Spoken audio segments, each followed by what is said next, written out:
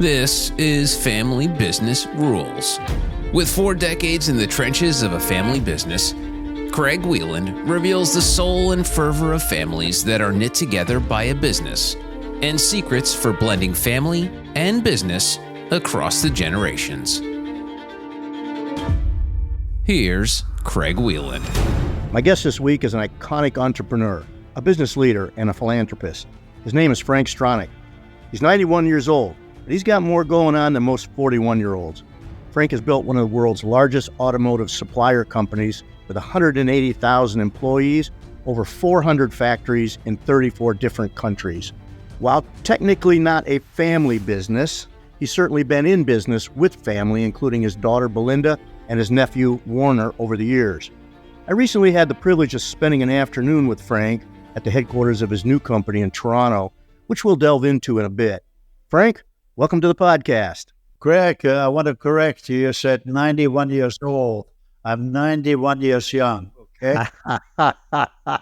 Frank, you remind me of the guy who said, you only live once. And Frank Stronach said, no, you only die once. You live every day, right, Frank? So I really appreciate the time you spent with Jennifer and I yesterday in Toronto. We actually drove around your new factory in the electric vehicle. Is it Sarit or Sarit? I don't remember how the pronunciation of the word. Sarit. It stands for safe, affordable, reliable, innovative transit. Awesome. It's awesome. I got in a Sarit. I drove it around. You were kind enough to give my wife one as well, and she drove it around your factory, and it was a great experience, and I'm excited to see you roll this new product out. Frank, give me a background. We had chatted a little bit. I just was amazed. Your father was actually a communist and a labor organizer back in Austria, 1950s. What do you think gave you the entrepreneurial spirit? You kind of are opposite of what your father was, on the other side of the fence. What do you think sparked that? I think my mother was an entrepreneur, right? She always had some vegetable gardens, and she sold on the market square the vegetables. She was a real entrepreneur. Well, Frank, what you've done at Magna is unprecedented. One of the largest automotive suppliers in the world. Now, my company, Wieland, was fortunate enough to build, I think, 18 of your automotive supply plants. And we worked in Canada. We worked in the U.S. We certainly worked in Mexico for you. I want to thank you for those opportunities to do that. And over the years, you and I have known each other. The legend of Frank Stronach, it's unbelievable. Take me back to the early days, though, Frank. You're in downtown Toronto in a rented garage. You've got a lathe. I think you said you had an offset grinder, maybe a milling machine. You started with $10,000, and then you ended up doing $30 billion in business. But take me back to the early days. Describe what it was like. I arrived in Toronto with less than $200, right? I worked for a small company for a while, and then I arrived in 1954, and by 1957, I had $5,000 saved up. I think $5,000 in those days. It's now like I think you could buy a small condo or a small farm, right? Anyway, with the $5,000, I rented the gatehouse of Standard American. It's the size of a 4-car garage, right? And I bought a few used machines on the down payment, and now I went hustling. I worked in the factories, and I said, I'm a great problem solver, and I said, look, give me a chance to look at your problems. If I can solve them, you don't have to pay me. So after 1 month, I hired somebody. After a year, I had about 10 people. After 2 years, I had 20 people. Frank, when did you realize, and you're the entrepreneur's entrepreneur, when did you realize that you were going to make it big? I think it was kind of early on, right? The whole life is an evolutionary process, right? I mean, from society to society, you have evolutionary processes. But the point I wanted to make pointed out that in the first 2 years, I had about 20 people there. The first evolution sets in. I noticed my foreman was a little different, right? He was a German fellow by the name of Herman. So I said, Herman, what's the matter with you lately? Well, Herman said to me, Frank, I wanted to talk to you. I like to start my own business, so I want to tell you that. So I said, look, I fully understand. And I said, look, let's talk tomorrow. I said, maybe we come up with a better solution. That evening, I was talking to myself.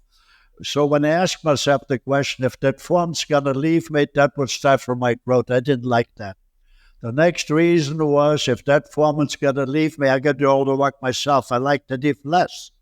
The third reason was, if I hire a new foreman now, and I don't show him how business is run, I still have to do all the work. And if I show the new foreman how the business should be run, after 1 or 2 years, he will leave. Then the cycle would repeat itself over and over. Anyway, to make a long story short, I said, look, why don't we start a factory together? You don't have to pay for it. I advance the monies. You own a third, I own 2/3. By the end of the year, we take pro rata, we take some profits out, and we leave some profits in. So the foreman said to me, you mean it? I said, yes. And we went to a lawyer, we drafted a document, and that was his factory, right? The guy worked like crazy. I mean, he had such a pride in working. So I took the next foreman, the next foreman, the next foreman, the next foreman. So I had about 7 foremen, and I had a huge cash flow coming in. That's awesome. Frank, you said something that just really struck me. You said you talked to yourself. Did you, sounds like you're your best advisor, and I applaud you for that. Did you ever doubt yourself? Did you ever think, Frank Stronach isn't going to make it? I've been in the construction business in the Midwest since 1977, and not as long as you have been in business, but we've had some tough times. The early 70s were incredibly difficult in the Midwest, and I know in Ontario as well. Were there ever times when you thought, you know what, we might not make it? And what did you say to yourself at that time? Well, I've always said, when you go up on a steep ladder, take one step at a time, right? And so really, the key is to analyze it constantly. Should you make a bigger step, a smaller step, or you want to rest for a while? I think I had a very conservative approach. I could see this huge, huge market out there, right? At that time, the first 3 years, I only had management participated in the profit sharing, or what, they had a portion of the factory. So I saw this enormous market. And I said, I need a structure whereby all the employees could participate. So I came to the conclusion I should have a public company. I was totally green when it came down to public company. But anyway, I created a public company, and I put in a corporate constitution. The basic principle of the corporate constitution was the workers, over and above their wages, they will get 10% of the profits. So when I put this constitution in, our profits went up the first year 40%, the second year 100%, the third year 200%.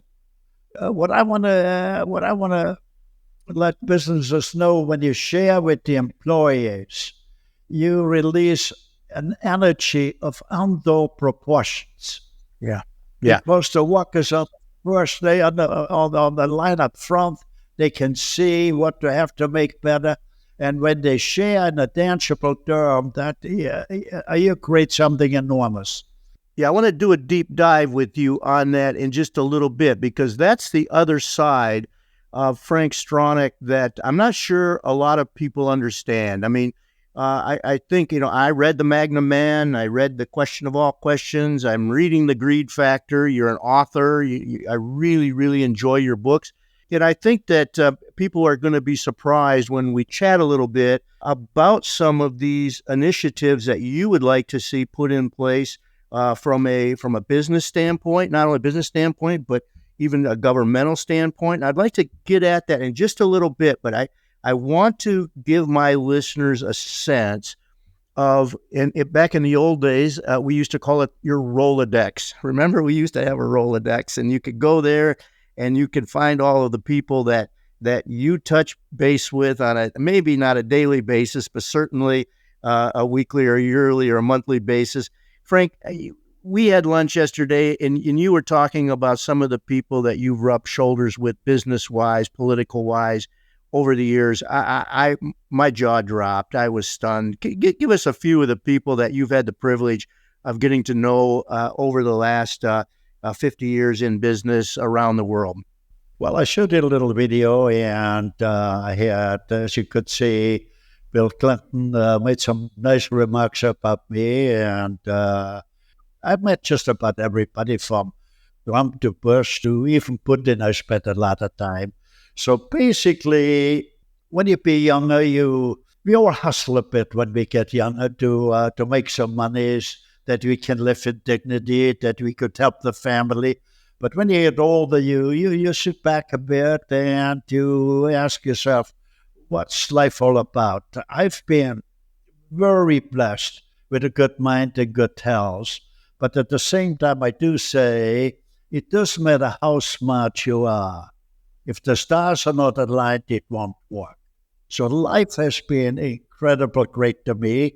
And I ask myself, what can I do to create a better society? And so a lot of my thinking, a lot of my, what I do things go towards, call it a better society. But let me simplify things, right? Pretty well everybody agrees, all the politicians, all the business people, and most people agree. If the economy doesn't work, nothing else will work. So it's the economy, the economy, the economy. Right. If the economy doesn't work, we cannot look after the most fragile, the elderly, the sick, and the handicapped. But funny enough, we do not talk what drives the economy. The economy is driven by three forces: smart managers, hardworking employees, and investors. The message I want to get across is loud and clear. Workers have a moral right to some of the profits they help to generate. And that's the problem in the world, right? The world is still dominated by the golden rule, by the people which have the gold or the monies make the rule. So the question is, how can we dismantle the chains of dominations? Not by violent revolutions, by revolutions of the mind. And that would be very important to create an economic charter of rights here in Canada or the United States. Excellent. Frank, you know what? You remind me of your friend Bill Clinton when he said it's the economy, stupid. And he knew that when he ran against George Bush, and he won. So obviously a lot of people in the United States at the time knew that the economy needed to improve in order for their lives to improve. We're going to get into your fair enterprise concept that you have in a second, but there's a part of Frank Stronach that is near and dear to my heart. I just want to touch on it just a little bit. Frank, I ride horses. You know that. You have horses. One of the videos that I seen yesterday was a picture of you and the Queen of England.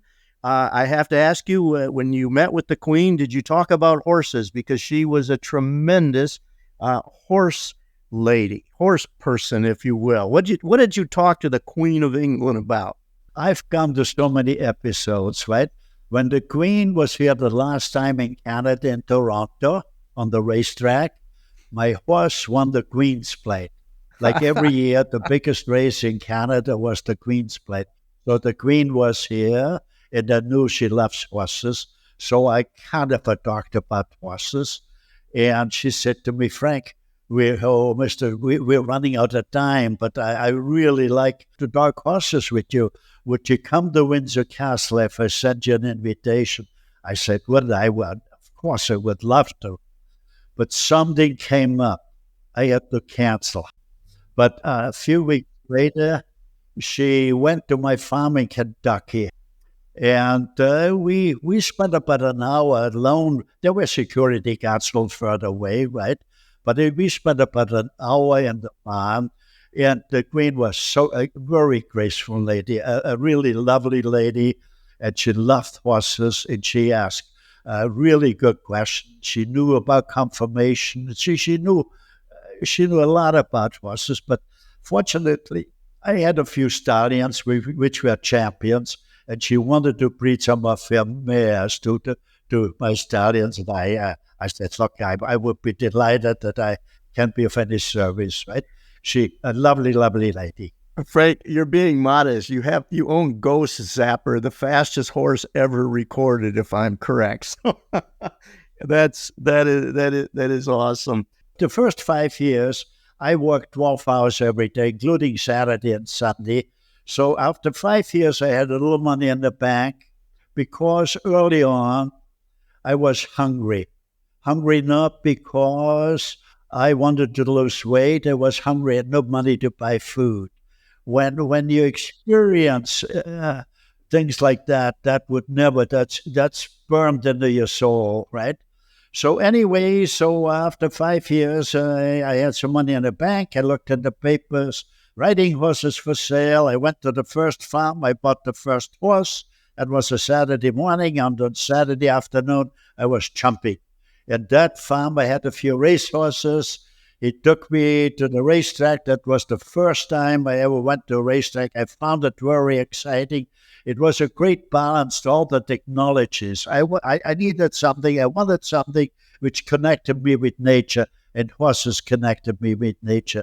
So anyway, I bought a few racehorses. Pretty soon, I wound up with a number of champions. And pretty well, I guess I bought most of the racehorses. I think it was the largest city landowner in America. And I did for some family planning, and my daughter is now maybe the largest city landowner in America. But anyway, that's so much for horses, right? But horses is more than a business. Horses is a culture, deeply ingrained in the American people, right? I mean, the horses play a great role. But we will talk a little bit more about horses, but other times. But I cut you short, so let's go back to the economy. No, I want to put a cherry on the top of that horse story, Frank. You've been gracious enough to me. I built your training facility down in West Palm for your race horses. I built your Adena Springs project there in Paris, Kentucky, and then worked on Remington Park horse track for you in Oklahoma City. And I want to thank you for the opportunity to do that, because I got to hang around a lot of really cool horses when I did those projects for you. So, okay, let's move on, Frank. Your vision, and I read the book that you have, the question of all questions, and in there, there's quite a few areas that we are dealing with, not only in the U.S. and Canada, but worldwide. With a lot of these issues, I just would like to run down those issues that you point out, expand on them as much as you want, as little as you want. But one of the things that word that kept jumping out to me in reading your book, The Question of All Questions, is the word balance. And you talk about balance. You say restoring the balance to the economy, where we need to make things as opposed to just shuffling papers. You talked about balance in the federal budget. You talked about balance in inner cities and in producing healthy foods, and even Frank, even writing a chapter on world peace. For crying out loud, those are big subjects, and you don't back away from any of them. Let's just go with the first one. You and I chatted a little bit yesterday about, I drove back to the airport past hundreds of very, very large office buildings in Toronto. You talked about restoring the balance in the economy, where North America, we need to make things again. Expound a little bit upon that. What do you mean by that? For me, balance is maybe my most important words in my vocabulary, right? Because if things are not balanced, like nature, the laws of nature are much stronger than any man-made law. When things are unbalanced in nature, nature will balance it out, right? So we as people also have to find balance, right?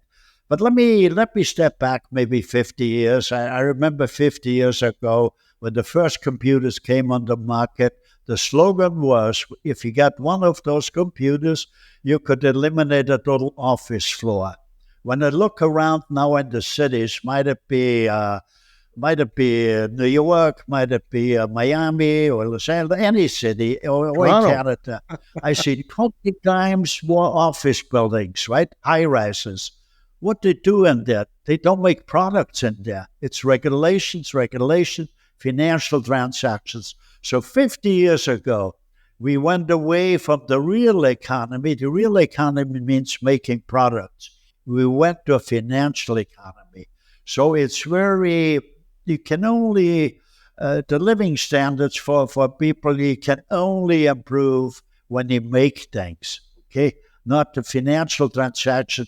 Only a few people will benefit from that, right? So it's very important that we make things. So I should also say I've given a lot of lectures, right, from Harvard right across the States, from Canada right across Europe, right?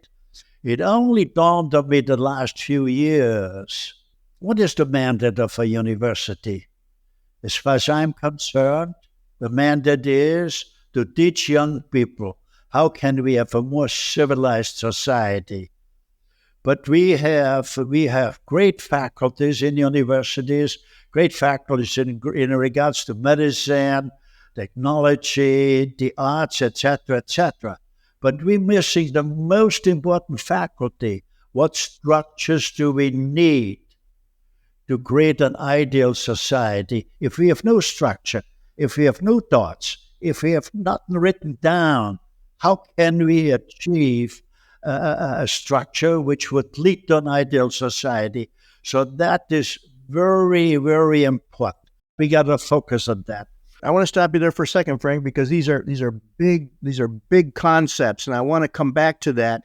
But you talk about civilized society, and you talk about redoing society. I want to step back 100 years, because you mentioned management, employees, and investors, and there was a guy from your neck of the woods in Europe, Karl Marx, who talked about land, labor, and capital, and it's really close, the three things you mentioned, but I believe Karl Marx said land, labor, and capital, and he did that in a communist system. You're not in any way suggesting that communism is the way to go to get out of these issues. I think you'd mentioned earlier on, it's capitalism, it's making things, and so when you look at balancing the economy and building civilized societies, am I wrong? You are not throwing capitalism aside. You're actually using capitalism to do these things. Was that correct? Yes, but everything needs. You cannot have a total free. Somewhere along the line, we do need balancing, right? I want to point out the socialistic philosophy and communistic philosophy, basically quite, in its basic principle, they seem to be fair, right? But it doesn't work, right? The socialistic and communistic philosophies are based on wealth distribution. First, you got the great wealth, right? And anytime socialistic or communistic systems have dominated a country, those countries went bankrupt. So we got to make things. So when we look back to the history of mankind, we had the caveman. Right. Then you have the kings, and the servants. And then the next wave was the bosses. And they created disgruntled employees. Okay, so we gone through a constantly done evolutionary process, right? And so basically, there was a time when you had the kings. There was a time when so we should not look in it's a society advanced, right? I think the big problem is nobody wants to be dominated. No worker wants to be a servant, right? So the reason I think I've done so well, I treated the workers as partners, okay? I wasn't a boss, okay? I said to the workers, look, nobody works for me. You people work, you the employees work with me. I'm working for you, okay? So it's a change. We got to bring about a change in an evolutionary manner. And again, I'm saying over and over, we got to be very careful. that it doesn't wind up in a destructive revolution. We need a revolution of the mind, a civilized revolution. And the evolution is, like I said, without workers, you can't make a profit. Okay, we gotta understand that. And if the workers are really motivated, if they know they get a portion, they work smartly. Right now, workers only do as much what they have to do not to be fired. So it's so important that we engage workers, share with them. And as I said early on, when I put in the corporate constitution, where the employees got 10% of the profits, our profits went up the first year 40%, 100% the second year, and 200% the third year. So we can wipe out all the deficit, okay? And most of all, if workers participate, we could eliminate poverty. It's poverty, which the more poverty, the more crime, the more cartels, the more hatred, the more thing is. So we gotta get economic charters of rights, right? And so basically ask the question, who could be against an economic charter of rights? It makes so much sense, right? We're gonna talk about that for a second, because I think there are people who are against it. But I do want to point out to our listeners that Frank walks the walk. He doesn't just talk the talk. I built 18 Magna plants in North America, and on the wall of a lobby of every single Magna plant we built, there was the Magna charter, the corporate constitution that said what the distribution of the profits were going to be. Frank, you told us a little bit about the employees. Tell us a little bit about some of the other distributions that you mandated in the Magna Charter or Constitution, research and development, philanthropy, things like that. Explain that to our listeners. The basic Constitution was, or the foremost principle in our Constitution was, we determine what to do with the profits, right? So 20% of the profits go to the shareholders, 10% of the profits went to the employees, 7% of the profits went to research. Research is the foundation for the future. 3% went to management, 2% went to charity. The rest is taxes and reinvestment. So it's a clear-cut formula. That's outstanding. I also want to let our listeners know that about 15 years ago, Frank, you were involved in the Baltimore Park Heights area, probably one of the most difficult, disadvantaged areas in the state of Maryland, right near your racetrack in Pimlico. You called us up, and we took an elementary school and we converted that into a training center for tool and die kids in that area. Tell us a little bit about that, Frank, because I think it gives a real insight as to when you talk about giving back, you talk about charity, you talk about honoring employees. Tell me about Baltimore Training Center. What happened there? Inner city, very, very difficult area, and you went in and you established a training center. Tell me how that came about. So basically, Magna was in two major businesses. One, automotive. I started in a garage and I built the company up to 180,000 employees. That's incredible. In 34 different countries, 440 factories. But anyway, in those days, I also was the largest racetrack operator in America, right?